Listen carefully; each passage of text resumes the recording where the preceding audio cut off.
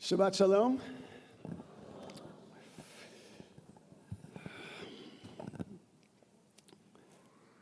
The truth is, Cantor Feldman, I could have titled this sermon, Olam Chesed Yibaneh. The title I gave to it was Amen.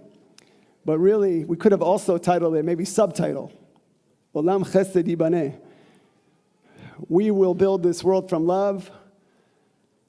We must build this world from love. I must build this world from love, and you must build this world from love. And if we build this world from love, then God will build this world from love. There's a story of a rabbi who just started at a very well-established congregation. On her first Shabbat, when it came time to say the words of the Shema, the rabbi heard some murmurs in the crowd, and a fight immediately erupts. Half the congregation stands, and the other half sits. The people who are standing yell at the people who are sitting, "How can you sit?" The Shema, our credo, the credo of our people for thousands of years. We must stand for the Shema, while those who are sitting yell at the people who are standing and say, according to the Shulchan Aruch, the code of law, if you are sitting, you must remain seated, destroying the entire decorum of the service and driving the rabbi crazy. Finally, it's brought to the rabbi's attention that there's a 98-year-old gentleman, founding member of the congregation, who lives nearby. And so in accordance with Talmudic tradition, the rabbi appoints a delegation of 3. One who stands for the Shema, one who sits for the Shema, and the rabbi, to go and speak to this founding member, to find out once and for all what the tradition is. So they enter the room, and the man who stands while saying the Shema rushes over to the founding member and he says, "Wasn't it the tradition? Wasn't it our tradition in synagogue to stand for the Shema?" And the man just shakes his head and he says, "No, that wasn't our tradition." The other man jumps in excitedly. So wasn't the tradition in our synagogue to sit for the Shema?" And again, the founding member shakes his head. No, that wasn't our tradition either. At this point, the rabbi is confused, and he cuts in and he says, just tell them, please. It had to have been one or the other. Do you know what goes on in services every week? The people who are standing yell at the people who are sitting. The people who are sitting yell at the people who are standing. And the founding member says,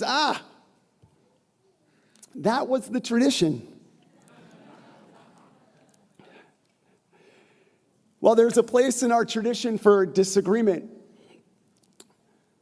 What the rabbis would call machloket l'shem shamayim, a disagreement for the sake of heaven. This somewhat humorous, yet poignant moment teaches us about the nature of community. It highlights how sometimes our insistence on being right can actually overshadow the very purpose of gathering together. This week, as we just read in Parashat Ki Tavo, we find a crucial moment where the Israelites respond to curses with a collective Amen.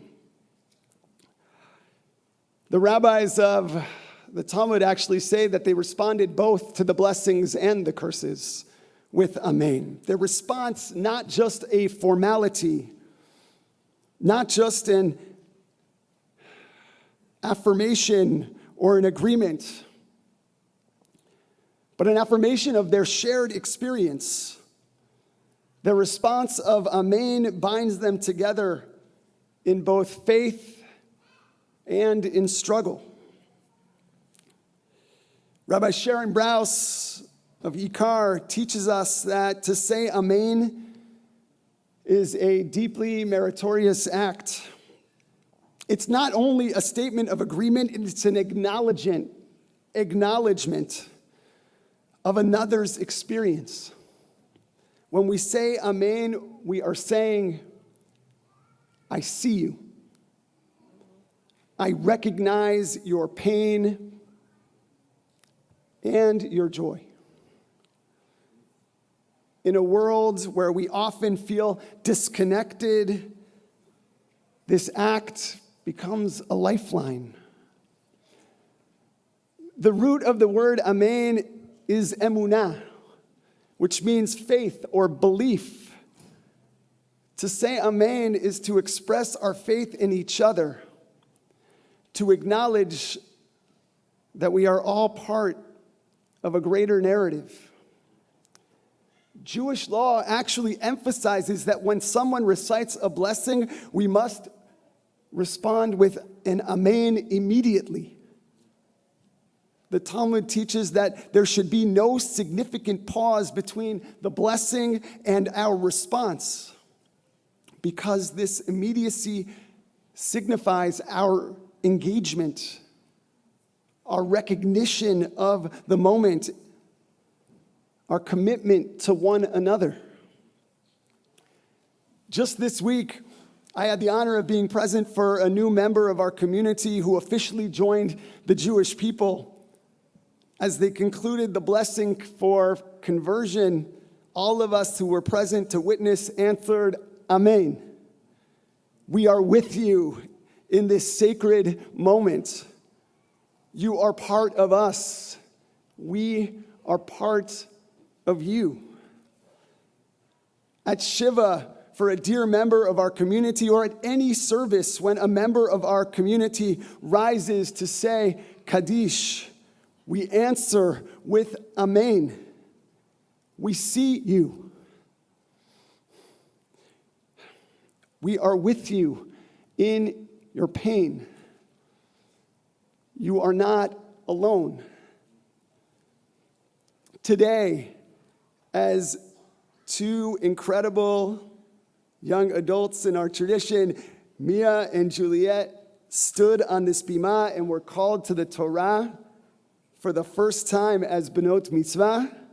Together we answered, Amen. We see you. We recognize you.